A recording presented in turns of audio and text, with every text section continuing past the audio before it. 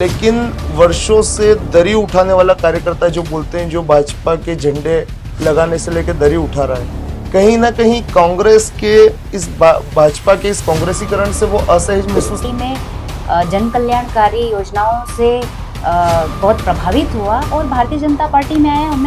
हम सब मिलकर उनका स्वागत किया, सम्मान किया। शिक्षा, स्वास्थ्य और रोजगार जो मूलभूत आवश्यकता है, आपके पहले जो भी काबिज रहे उन्होंने प्रयास किए होंगे, लेकिन उतने सकारात्मक परिणाम नहीं है। अलीराजपुर और झाबुआ जिले में बहुत सारे भाई बहन अनेक पदों पे, बड़े बड़े पदों पर गए हैं। कुछ कलेक्टर बने हैं, कुछ डीएसपी बने हैं, एसपी बने हैं। और प्रत्याशी घोषित होने के बाद जो वर्तमान सांसद है वो नदारद है। एक या दो बार वो किसी बैठक में, किसी कार्यक्रम में नजर आए। उन्होंने जिस दिन आप प्रत्याशी घोषित हुए तो उस दिन बयान तो ये दिया था कि आप उनकी बेटी हैं, मैं उनके आपके लिए काम करेंगे, लेकिन वो पूर्णतः नदारद है। तो क्या भीतरघात का अंदेशा है उनसे? नहीं, बिल्कुल नहीं। उन्होंने मुझे छोटी बहन माना है और वो उनसे हमारी लगातार मतलब चर्चा होती है फोन पे, और वो किसी कारणवश उनके परिवार में किसी। नमस्कार, मैं हूं नवनीत त्रिवेदी और आप देखना शुरू कर चुके हैं द लपेटा। मेरे साथ झाबुआ, रतलाम, अलीराजपुर की भाजपा की लोकसभा प्रत्याशी अनीता नागर सिंह चौहान जी है। कुछ मुद्दों पर हम उनसे बात करेंगे। मैम, अलीराजपुर से निकलकर अब झाबुआ और रतलाम के भी दौरे शुरू हुए हैं जब से बतौर लोकसभा प्रत्याशी आप घोषित हुए हैं जी। कैसा लग रहा है? बहुत अच्छा लग रहा है, भगवान की कृपा से और सबके आशीर्वाद से। जी। मैम, अभी तक अलीराजपुर तक ही सीमित थे, अब झाबुआ और रतलाम जा रहे हैं।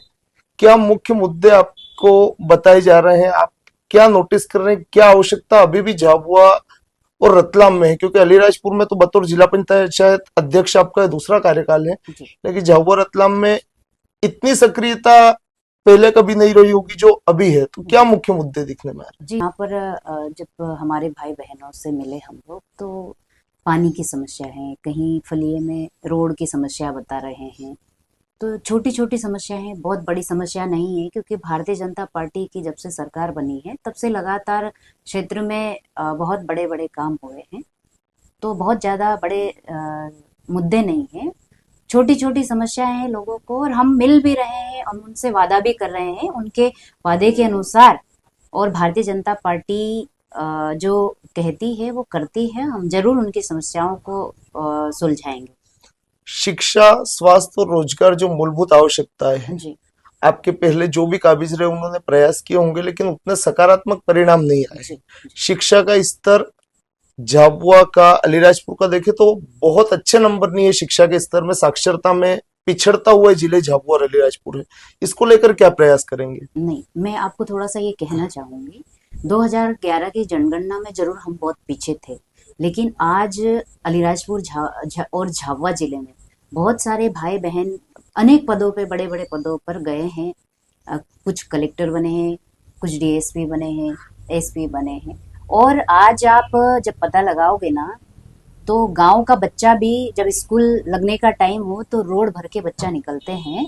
और आज अगर जनगणना हो तो हमारा झाबुआ और अलीराजपुर जिला कई प्रतिशत ऊपर बढ़ेगा, ऐसा मैं समझती हूँ।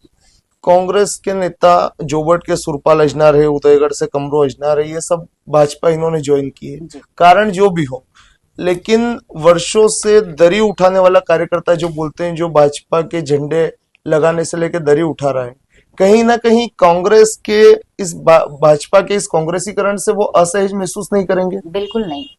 भारतीय जनता पार्टी में सबसे पहले तो काम करने का मौका दिया जाता, कार्यकर्ता आगे बढ़ता है, और वो भारतीय जनता पार्टी में जन कल्याणकारी योजनाओं से बहुत प्रभावित हुआ और भारतीय जनता पार्टी में आए। हम सब मिलकर उनका स्वागत किया, सम्मान करते हैं हम सब। और वो जो कांग्रेस में नहीं कर पा रहे थे, मतलब थोड़ा वैसा लग रहा था उनको कि जो असली काम करना चाहिए उनको उस पार्टी में रह के नहीं कर पा रहे थे, इसलिए वो भारतीय जनता पार्टी में आए और लोगों की सेवा करेंगे। वो इससे पहले से जुड़े भारतीय जनता पार्टी के कार्यकर्ताओं को कोई तकलीफ नहीं है, कोई दिक्कत नहीं है, ऐसा मैं समझती हूँ। आपके लोकसभा प्रत्याशी घोषित होने के बाद जो वर्तमान सांसद है जी, वो नदारद है। एक या दो बार वो किसी बैठक में, किसी कार्यक्रम में नजर आए। उन्होंने जिस दिन आप प्रत्याशी घोषित हुए तो उस दिन बयान तो ये दिया था कि आप उनकी बेटी हैं, मैं आपके लिए काम करेंगे, लेकिन वो पूर्णतः नदारद है। नहीं तो क्या भीतरघात का अंदेशा है उनसे? नहीं, बिल्कुल नहीं। उन्होंने मुझे छोटी बहन माना है और वो उनसे हमारी लगातार मतलब चर्चा होती है फोन पे, और वो किसी कारणवश उनके परिवार में किसी की क्या कहते हैं बीमारी बड़ी है, और उनको लेकर वो इंदौर में गए थे। वो आ रहे हैं, आजकल में वो आ जाएंगे और क्षेत्र में सक्रिय हो जाएंगे। उनके आगे के प्लान कर रहे हैं जोबट झाबुआ में कि कहाँ कहाँ हमारे कार्यकर्ता भाइयों को के साथ मीटिंग करना है, मतदाताओं के साथ मीटिंग करना है। वो लग जाएंगे, बिल्कुल आप निश्चिंत रहें। आपके मुख्य प्रतिद्वंदी और उनके सुपुत्र जो झाबुआ विधायक है डॉक्टर विक्रांत, जी, वो लगातार आपके परिवार पर निजी हमले कर रहे हैं, लगातार कुछ बड़े हमले उन्होंने किए हैं, किस तरीके से इसको लेंगे? अच्छा। सबसे पहले तो मैं आपको ये बता दूं कि कांग्रेस पार्टी में ये तो यहाँ झाबुआ के नेता हैं और प्रदेश के भी हो सकते हैं, लेकिन इनके राष्ट्रीय लेवल के नेता जब मोदी जी के बारे में कुछ भी अनाप शनाप कहते हैं, तो इनकी कांग्रेस वालों की तो आदत है कि किसी के बारे में भी कुछ भी बोलना। ये इनकी आदत बन चुकी है और इनकी बौखलाहट मुझे लगता है। अ, मोदी सरकार या देश में जो चुनाव हो उसमें राम मंदिर, 370, सीए, सब मुद्दों को लेकर चुनाव लड़ रही है, अधिकतम जगह यही मुद्दे हैं। यहाँ झाबुआ रतलाम में मुख्य मुद्दा क्या मानती है आप? बिल्कुल, यहाँ भी यही मुद्दे रहेंगे, क्योंकि मोदी जी ने जो किया है भारतीय जनता पार्टी में जो हुआ है, वो तो लोगों को गिनाना, हमको तो गिनाना पड़ेगा ना कि भारतीय जनता पार्टी की सरकार ने ये किया है। तो रहेंगे, वो तो मुद्दे तो रहेंगे। कितने वोट से जीत का अनुमान? देखो, मैं ज्यादा बताऊंगी तो आप बाद में थोड़ा एक आंकड़ा कम हो जाएगा, तो आप थोड़ा वैसा बताओगे। अगर मैं कम बताऊंगी और ज्यादा आंकड़ा आ जाएगा तो फिर बोलोगे कि आप कॉन्फिडेंस नहीं थी। तो मैं आंकड़ा तो अभी नहीं बताऊंगी, लेकिन हम जीतेंगे जरूर। चलिए, शुभकामनाएं जी, आपको। बहुत सुना आपने अनिता नागर सिंह चौहान जी को, उनका दावा है वो जीतेंगे और अच्छे वोटों से जीतेंगे। जी, बिल्कुल। इस इंटरव्यू पर अपनी राय कमेंट बॉक्स में जरूर बनाएं। बने रहिए दला पिटा के साथ। नमस्कार।